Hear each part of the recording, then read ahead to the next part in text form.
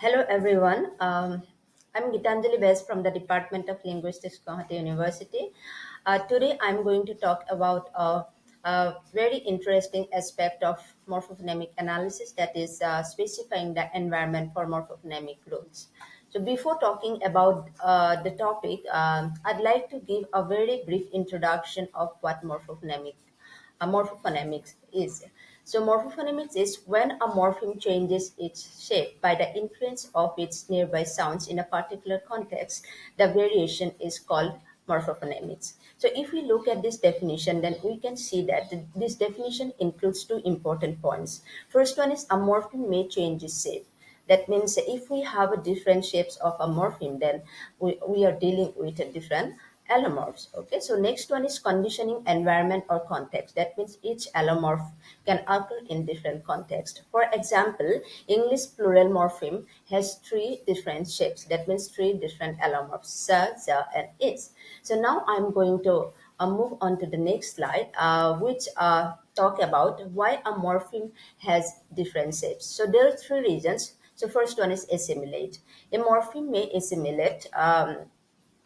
Yeah, that means it becomes more similar to the nearby sounds. For example, if we add the first and suffix "da" to the English verb such as look, then "da" is pronounced as "da." That means the resultant form is looked. Okay, so next one is the next reason is preserve the syllable structure of a language. Okay, so for example, again, if we want to add "da" suffix to the English verb such as float, then "swa" is inserted between "da" and "da." The reason is because "da" and "da" consonant cluster is not allowed in English. Okay, so that's why "swa" is inserted between "da" and "da." So next one is dissimilation. So dissimilate, that means a morpheme becomes more different from its surrounding sounds. Okay, so dissimilation is not very frequent type. It is very rare in languages. Okay, so now I'm going to talk about very briefly about the different steps of morphophonemic analysis. So first step is collect data. Here I have to collect data where I can find different shapes of a particular morpheme. Here I have picked up the plural English plural morpheme, which has three different shapes. Okay, next one is identify allomorphs. Okay, so first step and the second step, both steps are interconnected. Since I know that there are three steps of the English plural morpheme, okay, and these three steps are used to refer to more than one entity. Okay, that means they are used to express the same conceptual category. So from that, I can assume that these three steps are used to express the same grammatical morpheme, that is plural. Okay, so uh, the next one is the after that, after once I have identified the allomorphs, the next thing I need to find out the different context where each allomorph occurs. And after that, the last step is to find out the basic or underlying form of each allomorph. So here in this presentation, I'm not going to talk about the last step, that means identifying basic or underlying form of each morpheme. Rather, I will focus only on the third step, that means specifying the environment for morphophonemic analysis. So next slide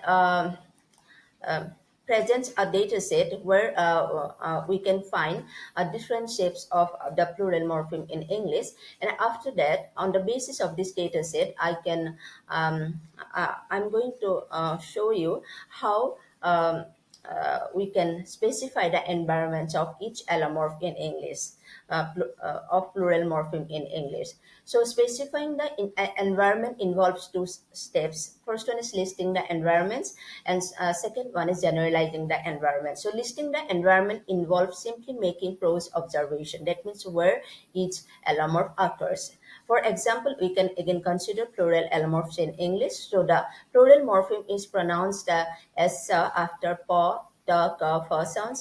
Similarly, the plural morpheme is pronounced as za after ga, ba, da, va, na, uh, and do sounds. And similar again, the plural morpheme is pronounced as is after sa, za, shwa, za, cha, ja, etc.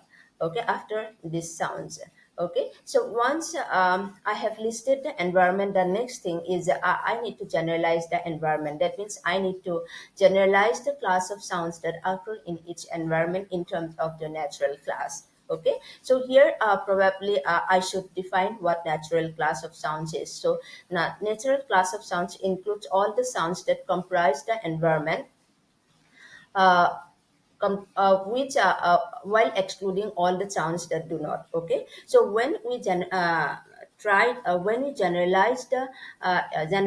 each environment of plural allomorphs in terms of natural class of sounds, then we can find that plural morpheme is pronounced as after voiceless non-sibilant sounds. That means the environment in which s sa occurs, all the sounds are voiceless non-sibilants. Similarly, when we consider the sounds, the environment in which the occurs, all the sounds are voiced non-sibilants. Okay, so in case of these sounds, the environment in which is occurs, all the sounds are sibilant sounds. So that's all I'm going to.